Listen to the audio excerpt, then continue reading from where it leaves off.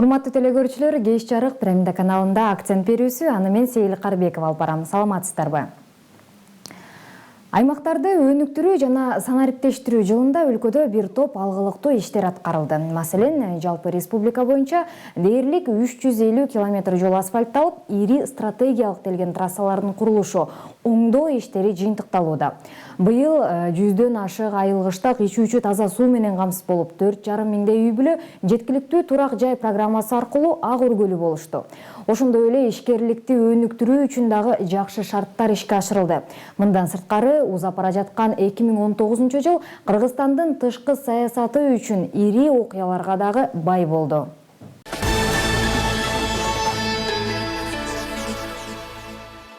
Бүгүнкү берүүбүздө биз мына ушул 2019 аймактарды өнүктүрүү жана өлкөнү санариптештирүү жылынын жалпы жыйынтыктары тууралуу сөз кылабыз. Ал үчүн студиябызга конок чакырганбыз. Анда эмесе мейман менен тааныштыра кетсек, Кыргыз Республикасынын жогорку кеңешинин вице-спикери Мирлан Бакиров.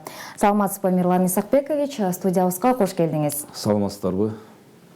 Анда эмесе маегибизди баштасак. Мирлан Исакбекович, алгач эле суроомду узатсам, жогорку кеңеште быйылкы жылда аткарган иштери тууралуу айтып берсеңиз. Чоң рахмат, саламатсыздарбы урматтуу телекөрүүчүлөр. Жыл жыйынтыктап жатып, жаңы жылга кадам шилтеп жатып, албетте өткөн жылга сар эсеп салып, эмне жумуш аткардык. Ар бир инсан, ар бир мамлекеттик орган, анча жогорку кеңеш да өзүнүн мындай жатканда маалыматын, басын берүү мезгили келип турат. Жогорку кеңеш 6-чакырыш конституциялык мөөнөтүнүн ичинде 2019 жылда албетте өзүнүн ыйгар мукуктарына ылайык жумуштарды аткарып келет. Бул эң негизгиси мыйзам чыгаруу, көзөмөлдүк, ошондой эле шайлоочулар менен өкүлчүлүк органы, өкүлчүлүк милдети. Өзүңүздөр байкагандай, жогорку кеңеш үчүн дагы 2019 жыл саясий окуяларга бай жылдардан болду. Бул албетте ошол Кой Таш окуясы, мурунку президент Алмазбек Шаршенович Атамбаевдин тегерегиндеги окуялар. Ошол ыкчам түрдө жогорку кеңеш кезексиз жыйын өткөрүп, маселени карап, талкуулап, тийиштүү органдарга тапшырма берип, маалымат алып, өз учурунда бул окуя боюнча пикирин билдирип турду. Ошондой эле мамлекет үчүн маанилүү болгон бюджет маселелерин, өкмөттүн отчету, улуттук банк, эсептөө палатасы сыяктуу отчетторду регламентти көргөзгөн убакыттарда алып, албетте сын пикирлер менен, ар кандай ой пикирлер менен угуп, чечим чыгарып келди. Депутаттык комиссиялар түзүлүп, өз иштерин жыйынтыктады, жумуштар болуп жатат, комитеттер жалпы мыйзам чыгарууда ыраттуу, өз убагында кандайдыр бир кризиске алып келбей, мыйзамды чыгарып, кабыл алуу учур болуп жатат. Албетте коомчулуктун дагы сын пикирине калган учурлар көп болду. Коомчулук бүгүн активдүү, жарандык активисттер демекчи, социалдык тармак баардык сын пикирди туура түшүнүү менен жогорку кеңеш кабыл алып келет.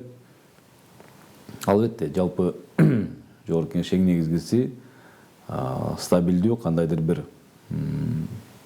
кандайдыр бир олуттуу кемчиликтерге кептелбестен жумуштун улантып келүүдө. Шайлоочулар менен болгон жумуштарда ар бир квартал деп коебузбу, ушул мүмкүнчүлүккө жараша шайлоочулар менен жолугушуулар уюштуруп келет. Ал жерде айтылган көйгөйлүү маселелер парламенттин улуу трибунасынан өкмөткө жана башка бийлик органдарына айтылып, ал мүмкүн көчүрүүгө жараша өкмөттүн аракетине жараша чечилип турган учурлар бар. Азыр эле баяндалып өткөндөй таза суу маселеси, санариптештирүү, аймакты өнүктүрүү жылы мына президентибиз 2 жыл удасы менен жарыялап жатат. Ар бир мамлекеттин олуттуу чечим кабыл алууда же тигил же бул ири долбоорлор ишке ашууда жогорку кеңеш эң башкы ролду ойноп келет. Мындан ары дагы ошол ролду ойной бермекчи. Бардык нерсе ошол конституциялык укуктардын негизинде, регламенттин жана мыйзамдардын негизинде ишке ашып жатат. Рахмат. Мына ушул быйылкы жылы коомчулуктан парламентте кызуу талкуу жаратып кабыл алынган мыйзам долбоорлор кайсылар болду? Албетте эми талкуу жараткан мыйзам долбоорлор көп эле кездешти. Коомчулук кайсыл учурда мисалы уран маселеси болгондо талкуу жаратып, ал уран маселеси боюнча мыйзам кабыл алынып, уран жана торий кендерин изилдөө, чалгындоо жана иштетүү боюнча биз тыюу салып мыйзам кабыл алынып берди, президент кол койду. Албетте бюджет дагы мыйзам менен келет. Бюджетти талкуулоодо ой пикирлер көп айтылат. Социалдык маселелерде ошол эле бюджет кодекске ылайык бүгүнкү күнү ФОМС менен социалдык фонддун отчеттору өз-өзүнчө каралып келип атат. Ал эми депутаттардын өзүнүн демилгелери менен чыгып жаткан мыйзамдар дагы бир топ талкуу жаратат. Ошол эле мисалы ысык көл экологиялык биосфералык аймак тегерегинде болгон мыйзамдар. Биз мисалы мен агрардык саясат комитетинин кеңеш берүүчү мүчөсү катары ал жерде аймактарды өнүктүрүүдө ошол эле аңчылык боюнча мыйзамдар чыгууганда бир ар кандай ой пикирлер жаратты. Ал ар бир мыйзамдын өзүнүн оң жана терс тараптары бар. Албетте мыйзам телегей тегиз баардыгын ынандырган учурлар сейрек кездешет десем жаңылышпайм. Мына ушундай мыйзамдар талкууну жараткан учурлар болду. Башка дагы эми 2019 жылдын жыйынтыгы менен негизинен дагы көп окуялар болду. Аны албетте баардыгын убакыт кенен талап кылынат, ар бирине токтоло өтүш үчүн. Кыскача ушундай десем туура болот. Рахмат. Мына ушул өзүңүз да айтып калдыңыз, быйылкы жылы депутаттык комиссиялар дагы бир нече депутаттык комиссия түзүлдү. Саясий окуяларга байланыштуу ушунун жыйынтыгы депутаттык комиссиялардын корутундулары мамлекетке, коомчулукка кандай натыйжа алып келди?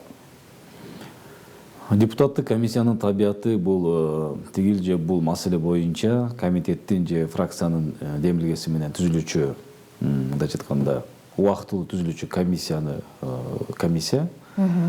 Ошол эле Кой Таш окуясы боюнча депутат маселе көтөрүлүп, ал жерде мамлекеттик комиссия түзүлүп, депутаттар ал жерде мүчө катары иштеп, жыйынтыгын, корутундусун тааныштырып, токтом менен биз кабыл алып бердик. Андан сырткары азыркы күнү ошо электр тармактары жалпы электр тармактары багытында түзүлгөн комиссия иштеп жатат. Бүгүнкү күнү электр тармактары жалпысынан 100 миллиарддан сом ашык карыз бар. Бүгүн ошол жетекчи катары биздин мурда коллегабыз Айтмат Кошоевич Назар иштеп жатат. Үмүттөр албетте чоң, бирок буга чейин калыптанып калган карыздар. Мына кечээ эле Токтогул ГЭСинин реконструкциясынан ашып калды, үнөмдөлүп калды деген 243 миллион доллар боюнча дагы маселе көтөрүлдү. Убагында 415 миллионго түзүлгөн келишим, ратификация, ошо реконструкция кылабыз деп. Жыйынтыгында 172 миллион аткарылган, 243 миллион сом үнөмдөлүп калды деп атат.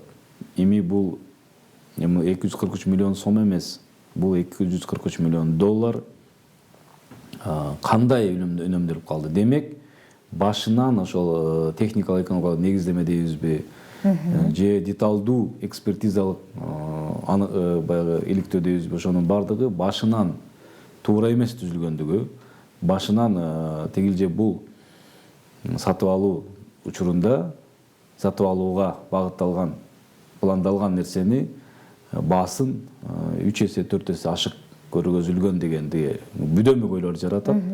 Бул дагы ТЭЦ эгерде 486 миллион долларга реконструкция болуп, жыйынтыгында 100 миллион доллардын тегерегинде оңго соло кетти деген болсо, бул жерде 243 миллион доллардын тегерегинде сөз болуп атат. Бул дагы мен жеке оюм, бул күмөнүм бар. Ушул ТЭЦтин мындайча айтканда аналогу менен бараткан иш катары көрүнүп турат. Мен атайын депутат запростор жөнөтүп атам азыр. Ошол техникалык экономикалык негиздеме болгонбу, экспертиза өткөнбү, ким түзүлгөн ТЭОну, контракт эң негизгиси. APC деген контракт ошол ТЭЦ менен түзүлгөндө эле контракт бул жерде да иштеген. Бул деген сөз под ключ. Мындайча айтканда дүңүнөн баалап, жалпы сумма мындай, ошонго сен кылып берсең болду. Анын ичинде эмнени сен канча каласың? Ал менен мындайча айтканда эч ким кызыккан эмес. Ушундай учурлар көп кездешет, ошондуктан бул контролдук функциясында аткарылып жаткан жумуштар катарына кирет десем жаңылышпайм. Рахмат. Мына ушул ТЭЦ маселеси боюнча айтып калдыңыз. Анан бул албетте баарына эле сабак болушу керек деп ойлойм да. Анан негизи ушундай ири гранттык каражаттарды болобу, кредиттик каражаттар болобу, ушуларды кабыл алууда, кароодо башынан эле ушул макулдашууга депутаттык комиссия түзүлүп, ушу башталгыч этабында эле ушул кызуу талкуу жаратып, ушундай депутаттардын дагы ушул ишке аралашуусу маанилүү сиздин оюңуз боюнча? Балким келечекте бир ушундай үлгү болуп береби? Албетте андай учурлар дагы бар. Мына мисалы бүгүнкү күнү эл аралык өнүктүрүү фондунан биз 50-60 миллион жаңылышпасам доллар, анын ичинде грант дагы бар, алганын атабыз. Бул эл аралык уюмдар айыл чарба багытын өнүктүрүү максатында. Ошону алдын ала макулдашуу бүгүнкү күндө каралып жатат. Буга чейин да каралып келген. Ошо эл аралык уюмдардан көбүрөөк негизинен алганда. Дүйнөлүк банк, Азия өнүктүрүү банк сыяктуу. Ал эми биз ушул Кытайдан эки тараптуу алганда тилекке каршы алдын ала депутаттардын аралашуусу, сүйлөшүүлөргө каралашып, ой пикир билдирүүсү болгон эмес. Мен баамында 5-акысада депутат болгонмун. Бирок ратификация болуп аткан учурларда ой пикирлер айтылган.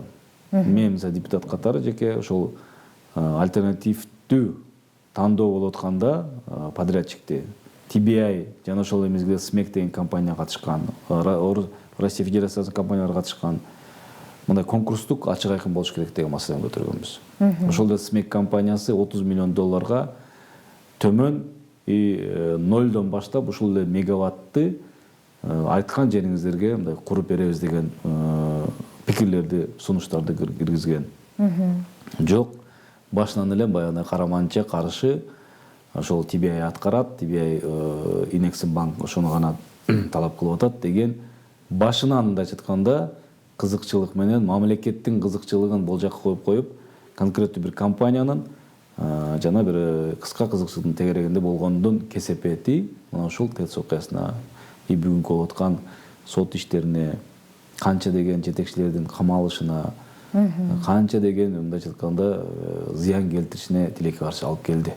Убагында угуп койсо, мыйзам менен алдыга жылса, мен ойлойм мүмкүн мынчалык болмогон эмес. Эми мындан кийин мындай иштерге дагы да кылдаттык көз салып, мындан да кылдаттык каралат деген ишеним барбы?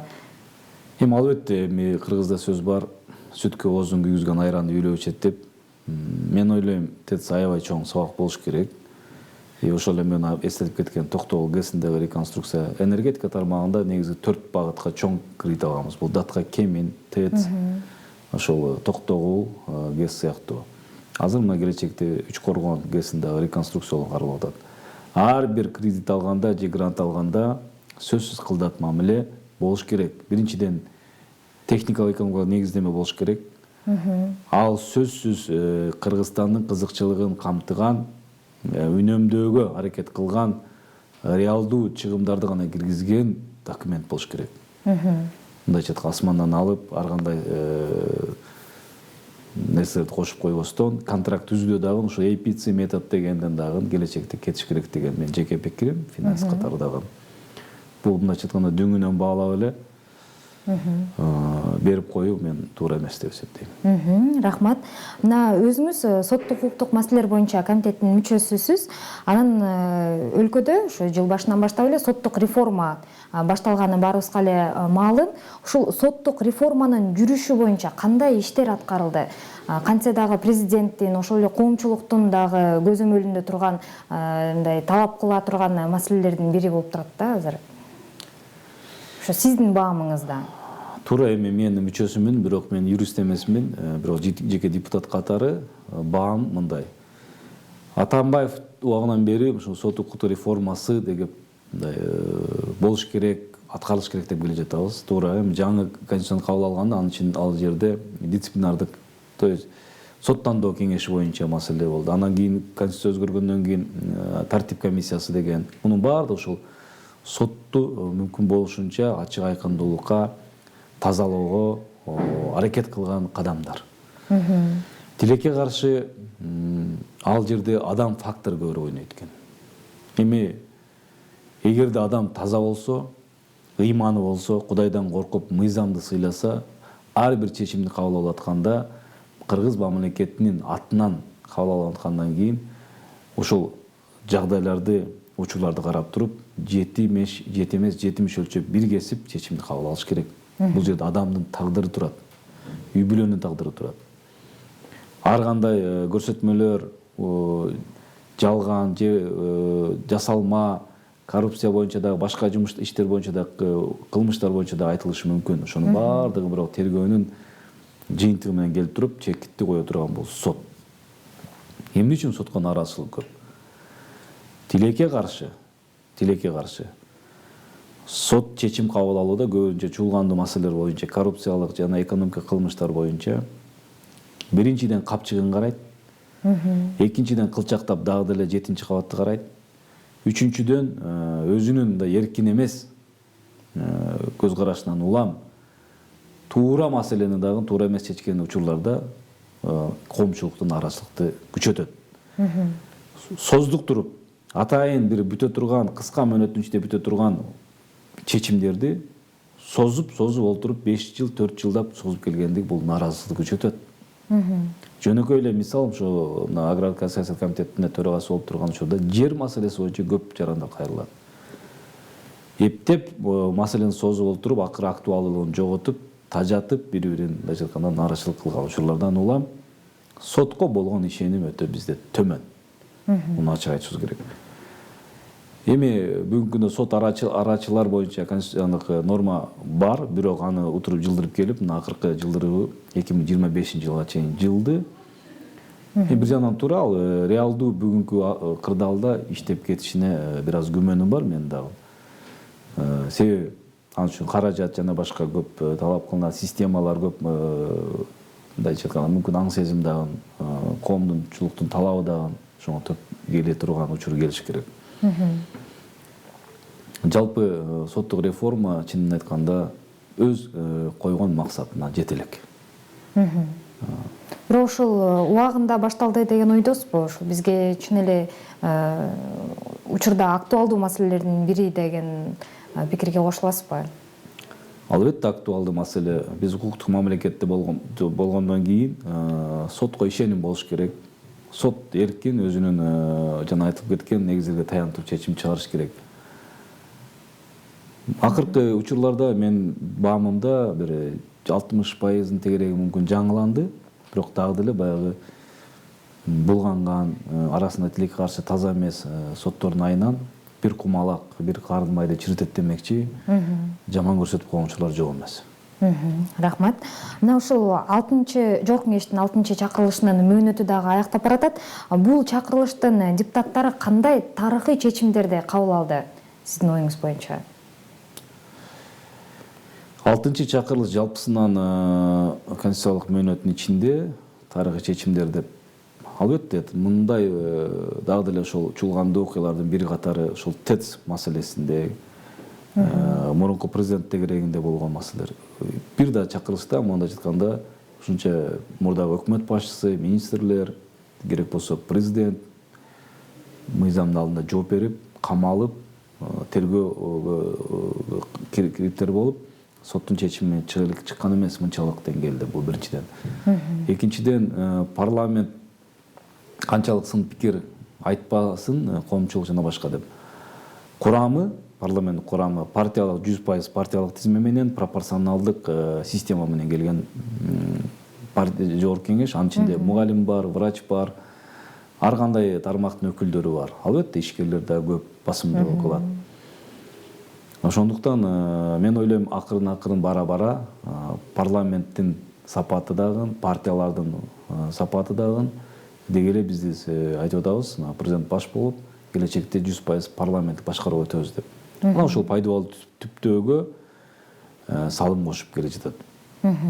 80 жылдык парламентаризмдин мындайча айтканда юбилейин өткөрдүк. Практикалык, илимий практикалык конференция форматында болду.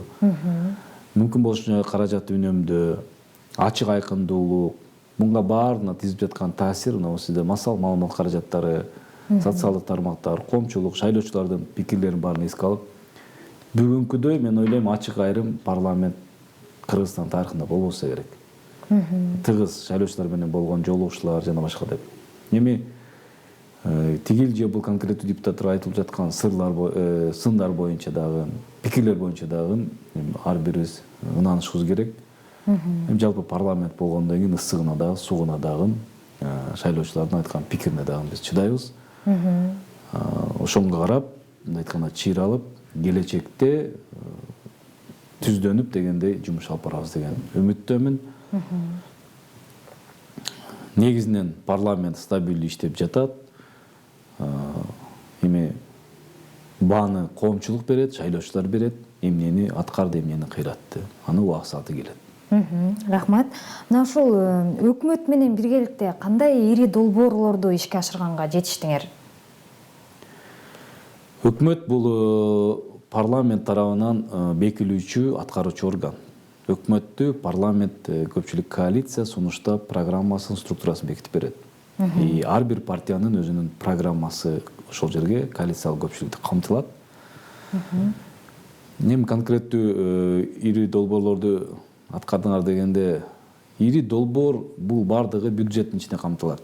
Парламент бюджет кабыл алып бергенден кийин анын ичиндеги ар бир статья, ар бир тармактык министрликтер боюнча бөлүнгөн каражатты, ошондой эле улуттук программаларды, стратегияны, азыр мына таза суу менен камсыздандыруу стратегиясы, токойду өнүктүрүү стратегиясы, азыр мына Париж клубуна биз толук кандуу, то есть Париж келишимин кол коюлду. Мына ушул учурларда биз чечим кабыл алып бергенди аткаруудагы өкмөттүн канчалык деңгээлде аткарылышы ушул бул парламент менен өкмөттүн ортосунда болгон мамилеге ылайык. Башында айтып кеткендей, ар бир чечимдин аркасында парламент сөзсүз түрдө турат. Ал ушул парламент менен анан учурдагы өкмөттүн ортосунда мамилелер кандай деп айта аласыз? Мындай тыгыз иштешип, элге деле көрүнүп турса керек, мындай өкмөт менен тыгыз иштешкен.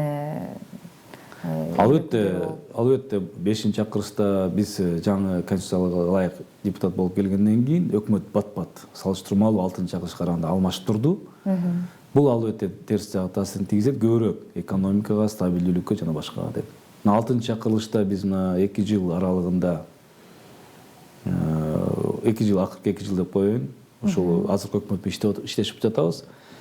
Эми ал кээ бир чабал кадамдары дейбизби, кээ бир сапаттары парламентке жагабы жакпайбы, коомчулукка жагабы жакпайбы, жалпы мамлекеттин өнүгүшү үчүн, стабилдүү болуш үчүн өкмөт менен мындай стабилдүү иштеш керек. Өкмөт стабилдүү болуш керек. Себеби бул жерде эл аралык мамиле, ошол эле донорлор менен болгон сүйлөшүүлөр жана башкалар, уюштуруу, аткаруу органында да жумуш абдан көп. Аны жөнгө салыш эле өзүнчө 1 жылды тегерегинде убакытты талап кылат. Анан баягындай адаптация болуп дегенде пикири алышып, стабилдүү болуш керек деген мен ойдомун. Ал эми ичиндеги структуралык конкреттүү министрликтер боюнча маселе болгон болсо, аны акырынан алмаштырып, акырын астка жылый бериш керек. Структура боюнча маселе бар. Мисалы, өкмөт башчысы жаңы бекилгенде кыска убакыттын ичинде алып келебиз деген, бирок бүгүнкү күнгө чейин алып келе элек. Бизге мобилдүү структура керек. Мен бул жеке пикирим, вице-премьер капа болбосо керек. Биз чакан мамлекет үчүн 4 вице-премьер министрдин кереги барбы, же кереги жокпу деген маселе бар. Андан көрө конкретный каржы министри тире вице-премьер министр болуп, жалпы экономикалык, каржылык маселеге жооп бериш керек. Же экономика министри тире вице-премьер министр дегендей. Социалдык блок ошондой эле жалпы ал эми биринчи вице-премьер министр болуш керек. Ал эми өкмөт башчысы конкреттүү стратегиялык пландар. Биз калкыбызды кантип жакырыштан алып чыгабыз, кантип тышкы карызды төлөйбүз, кантип жумушчу орунду түзөбүз, кантип экономиканы көтөрөбүз деген конкреттүү багыттар менен жумушту алып кетиш керек. Ал эми күнүмдүк жол жана башка жол ушу, бул иш чара тиги бу тегерек столган мындай деген булар мындайча айтканда текучкада мындай күнүмдүк иш чара катары кетиш керек. Анга убакытты көп ооротпой, конкреттүү 4-5 багытты аныктап, ошол менен алдыга жылыш керек деген ойдомун. Рахмат. Мына ушул быйыл өлкөдө социалдык тармакта дагы чоң иштер жасалды да. Маселен, айлык акылар көтөрүлдү, пенсия жогорулатылды. Бирок мына ушундай элдин көкүрөгүндө турган маселелерди кароодо жогорку кеңештин салымы канчалык? Эми кайталашка туура келип атат. Ар бир кыймыл аракетте жогорку кеңеш салымы чоң. Бюджетти бекитип бергенде мен биринчи жолу кайталап кеттим. Албетте ири чечимдерди кабыл алууда парламенттин салымы чоң. Парламенттин демилгеси менен, мисалы бүгүнкү күнү ошол майып балдардын 6000 тегерегинде бизде өз жалпы 29.000 ашык майып балдар бар. Ошонун 6000-и таптакыр мындай тынымсыз кароого муктаж. Мына ошолордун ата энелерине мындай түздөн-түз жогорку кеңештин токтомунун негизинде бүгүнкү күнү 5000 сомдон тегерегинде кошумча айлык акы алып атат. Бул да социалдык аз болсо да колдоо. Көйгөйлөр айтылат, тиги пенсияны көтөрүш керек, эмгек акыны көтөрүш керек деп. Мына ошонун баардыгы таасири тийип, анан ошонго ылайык өкмөт кыймыл аракетин кылат. Биз элде болгон ой пикирди жеткиребиз, айтабыз, көзөмөлгө алабыз дегендей. Ошондуктан кабыл алынган чечимдердин ар биринин аркасында парламенттин таасири турат. Ошондуктан бул жерде шайлоочулар, коомчулук так билип түшүнүп алыш керек. Өкмөт менен мындайча айтканда парламент эри шаркак, тыгыз иштешип келе жатат. Рахмат. Мына буга чейин да айтып калдыңыз, ушул жогорку кеңешке карата айтылган сын пикирлер тууралуу.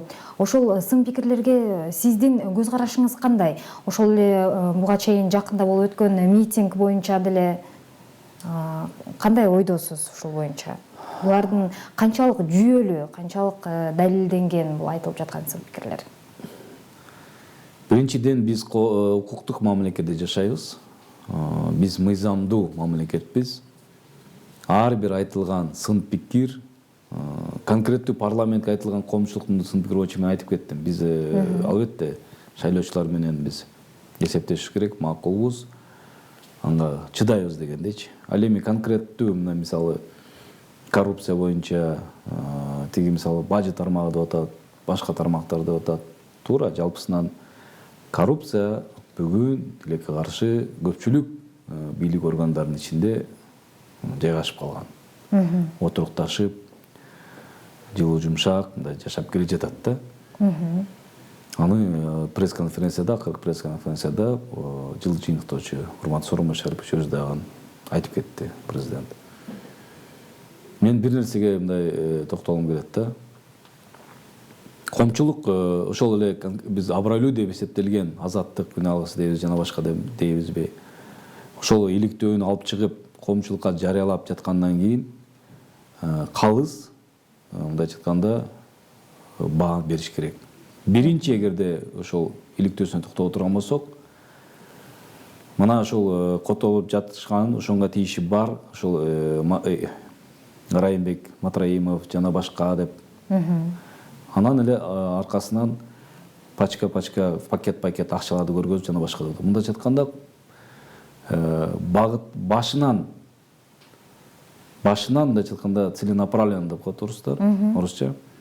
Коомчулуктун ой пикирин башка багытка буруу маселеси бар экендиги.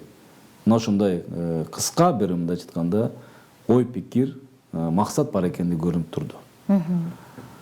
Андан кийинки иликтөөлөрдө кайрадан бул Кытайдан чыккан жүк анан Өзбекстанга кетип атат. андан ортосунда ошол жерде кыргызстан оформление болуп атат, $600 алынып атат деген пикирлер да айтылып кетти. Бирок бир да тарап, бир ошол айдоочу дейбизби же ишкер дейбизби, мына ушундай талап болгон деп арызы менен же башка менен кайрылган учур болгон жок. Үчүнчүдөн акырындап келип олтуруп, ошол эле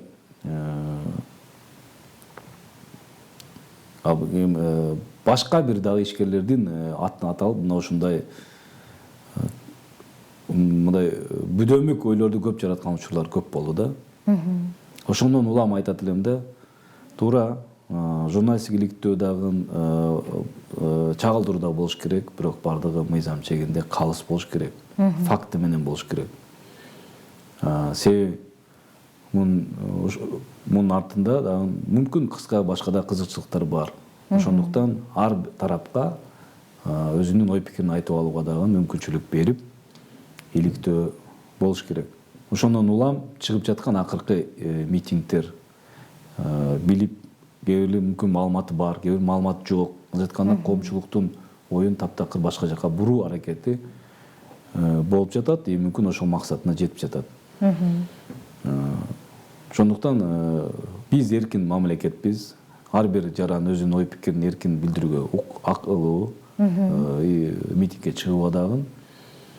Мен келечекте мындай бир сунуш берет элем. Мүмкүн болушунча бир позитивдүү ой пикирге багыт алып, расмий органдардын, бул укук коргоо органдары жана башка тийиштүү атайын органдардын корутундусун күтүп, мына бүгүнкү күндө ГКНБ иштеп жатат жана башка болуп атат. Ошондо тастыкталган, аныкталган далилдерден кийин бир пикирлерди билдирсек туура болот деген ойдомун. Рахмат. Мына буга чейин да айтып калдыңыз, ушул жерлерде элдер менен байма-бай жолугуп жүргөнүңүздөр да маалым. Ушул эл менен жолукканда алар көбүнчө кандай маселелерди чечип берүүнү суранат сиздерден? Бир нерсени айтып коюш керек калыстык үчүн, учурлар болгон убагында кайсыл айылга барбайлык, таза суу, жол жана башка деп маселелер болгон. Жылдан жылга ушул маселелер аз да болсо чечилип олтуруп, бүгүнкү шайлоочулардын талабы дейбизби, пикири дейбизби, бул мындай бир экономиканы көтөрүү, позитивдүү көз караш, экология, мындай айтканда жумушчу орун, келечекте балдардын билим берүү деңгээли, саламаттык сактоо, ушул сыяктуу маселелерге да көбүрөөк айтылып калды. Бул деген сөз коомчулугубуз мындай айтканда кайдыгер эмес, мамлекетибиздин келечегине, балдарыбыздын, улуттун ден соолугуна. Жылдан жылга жаңы мектептердин имараттары, ооруканалар, бала бакча, жол, таза суу жана башкалар акырындап чечилип келе жатат. Мунга албетте убакыт керек. Ошону эл мындай коомчулук көрүп, ынанып, бир эле заматта болуп кетпешине көзү жетип, бирок сунуш катары айтылып жатат. Албетте эмгек акынын тилекке каршы бүгүнкү реалдуулукка жооп бербей төмөндүгү, тилекке каршы региондордо жумушчу орундун аздыгы, миграциянын көптүгү, ушу сыртка чыгарып жаткан товарларыбыздын да кээ бир учурда тилекке каршы тоскоолдуктар болуп аткандыгы. Биз Евразиялык экономикалык аймактын мүчөсү катары кээ бир учурда биздин өнөктөш мамлекеттер, коңшу мамлекеттер мүмкүн өздөрүнүн кызыкчылыгына таянып же башка бир маселелерге таянып тоскоолдуктар болуп аткан учурлар жок эмес. Аз да болсо бул жок эмес. Биз жакында эле мына чек арада Казак Республикасынын мажлисинин төрагасынын орун басары Бошко Виктор Карпович менен жолугуштук, бир топ делегация. Ал жерде айтылды, сын пикирлер жана башкалар. Мүмкүнчүлүктөн пайдаланып дагы айтып кетейин коомчулукка, январь 2020 жылдан тартып биздин эң негизгиделген өткөрмө пункт бул Ак жол биз тараптан, Кордай Казак тараптан убактылуу реконструкцияга жабылат. Ал жерден жылына 5 миллиондон ашык калк өтөт, 1 миллиондон ашык дегенде автоунаа. Мындай айтканда ошол агымды кантип биз альтернативдүү жол менен жол салып башка жактан өткөрүп турабыз. Сезон келет, айрыкча ушул ысык көл, бермекчибиз болгон өскөлгө каттам көп болот экен сезон учурунда. Мына ошол талкуулар болду. Мына кандай пикирлер алышып келе жатабыз. Рахмат. Мына буга чейин да айтып өттүңүз, жанагы келечек муунду тарбиялоодо ушул терс көрүнүштөрдөн аларды оолак кылууда, канча да келечек жаштардын колунда деп айтып атпайсызбы? Ошолорду тарбиялоодо ушу мектеп кезинде, балким бала бакча кезинде кандайдыр бир улуттук баалуулуктарды жайылтуу боюнча бир атайын идеологияны киргизүү. Ушул боюнча сиздин ой пикириңиз кандай? Туура. Биз тилекке каршы акыркы учурларда улуттук баалуулуктар деп унутта калып бара жаткандай сезилет. Мунга жаңылыкы эле жакынкы эле далил катары ошол эле феминале деп көргөзмөнүн улам аркасынан чыккан чуулар. Тилекке каршы айыл жергесинде, кээ бир айыл жергесинде, Аксы районунда болуп өттү. Ушу кыздардын ортосунда болгон мушташтар, уруш, талаштар дегендей. Мына ошого окшогон нерселердин баардыгы бул бир коңгуроо да. Бизде бир конкреттүү мүмкүн идеология жетишпей жатат. Мүмкүн бир таалим, тарбия, ошол эле ата эне жана башка мугалим жана башка дейбизби. Бир мындай багыттар аныкталбай атат деген учурлар болот. Ошондуктан мен айтат элем, биз мүмкүн болушунча кыргыз эли кылымдарды караткандап келе жатабыз. Ата салты, үрп-адат,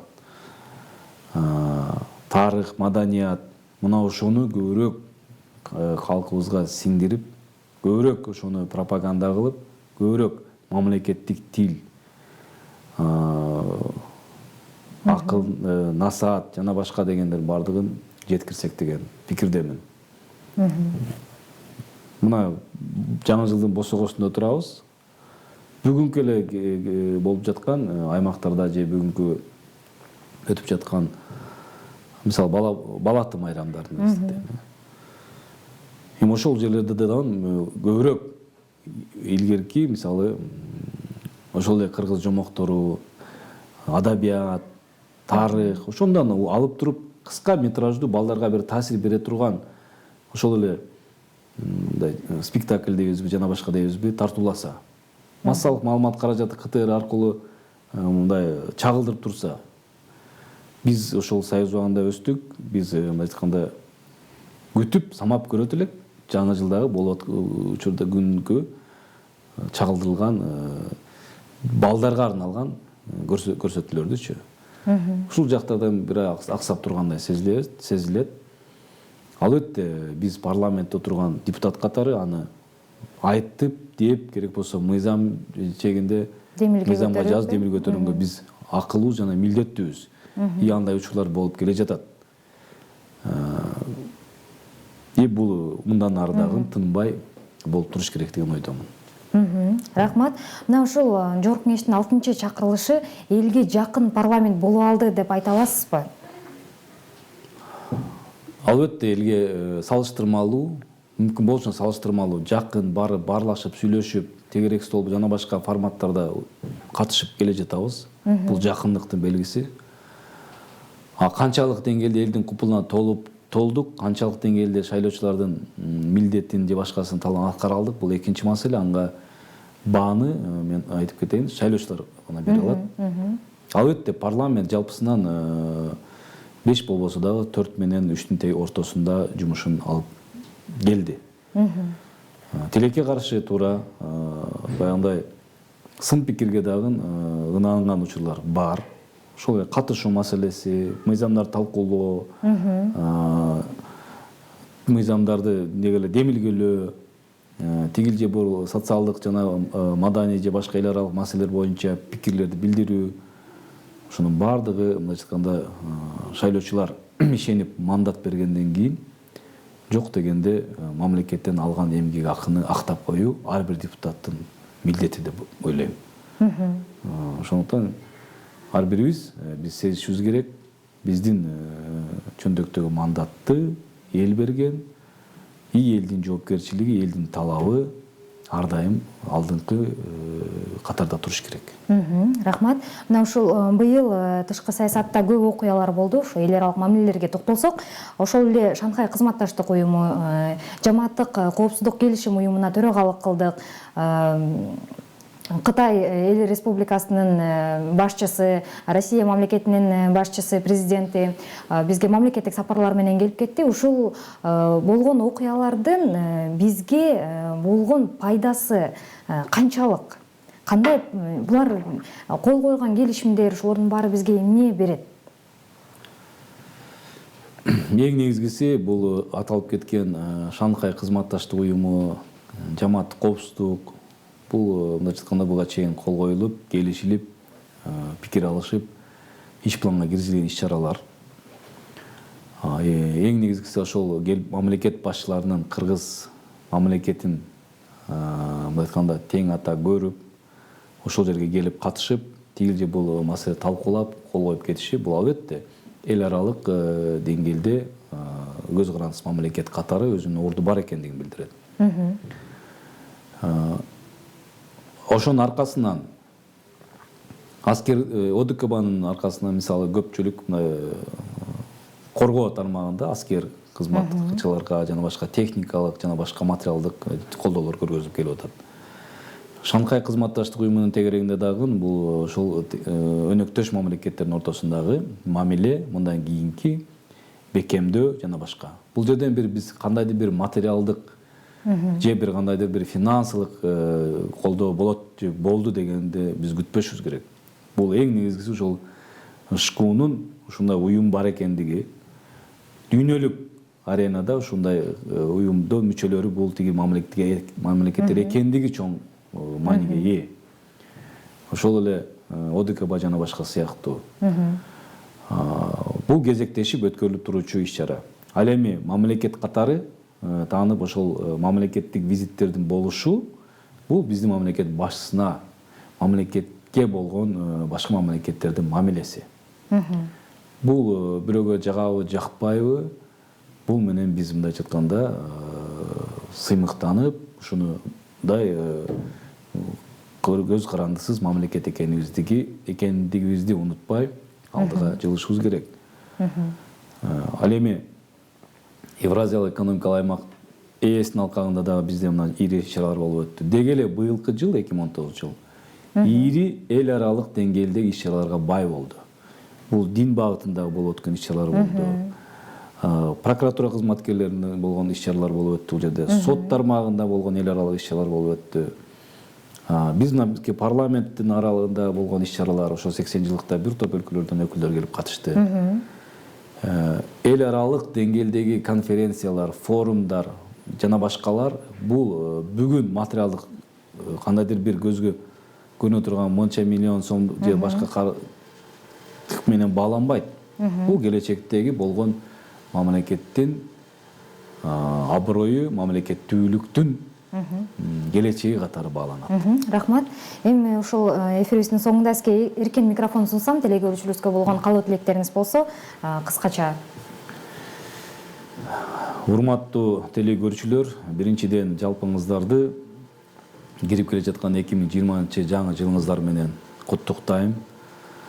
Жаңы жылга ар бир жаран, ар бир кыргызстандык жакшы үмүт менен, жакшы бир ой пикир менен, ой жүгүртүп, үмүт менен мындайча айтканда тосуп алуу үмүтү пайда болот.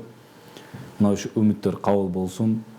Мамлекетибизде эң негизги тынчтык болсун, эл аралык мамилебиз күчөсүн. Ар бир үй бүлөдө, дасторкондо береке, пейиз, байгерчилик, балдарыбыз билимдүү, ыйман, ынсаптуу болуп чоңойсун. Эртеңки келечек ушу биздин келечек муундан көз каранды. Жалпысынан айтат элем, урматтуу мекендештер, 2020 жыл чындында бир өнүгүүнүн, алдыга кадам шилтөөнүн жылы болсун деп үмүт кылам. Ар кандай бир ушак айыңдар, кандайдыр бир фейк деп атабыз, жана башка деп атабыз, мына ушулардан алыс болуп, ар бирибиз мен мекениме эмне салым коштум, эмне салым кошалам деген бир жоопкерчиликтүү пикир менен, жоопкерчиликтүү милдет менен алдыга жылсак деген чоң ойду айткым келет. Баарыңыздарга дагы бир жолу жаңы жылыңыздар менен аман болуңуздар, бар болуңуздар. Кыргыз мамлекетин Кудай колдоп, келечекте алдыңкы мамлекеттер болушуна баардыгыбыз тикеден тике туруп салым кошолу. Рахмат. Рахмат. Мирлан Исаакбекович, студиябызга келип кызыктуу маек куруп бергениңиз үчүн ыраазычылыгыбызды билдиребиз. Урматтуу телекөрүүчүлөр, биздин берүүбүз ушуну менен аяктады. Алдыдагы эс алуу күнүңүздөр көңүлдүү улансын. Назарыңыздарда акцент берүүсү болду. Пирамида каналы сиздер менен ар убак.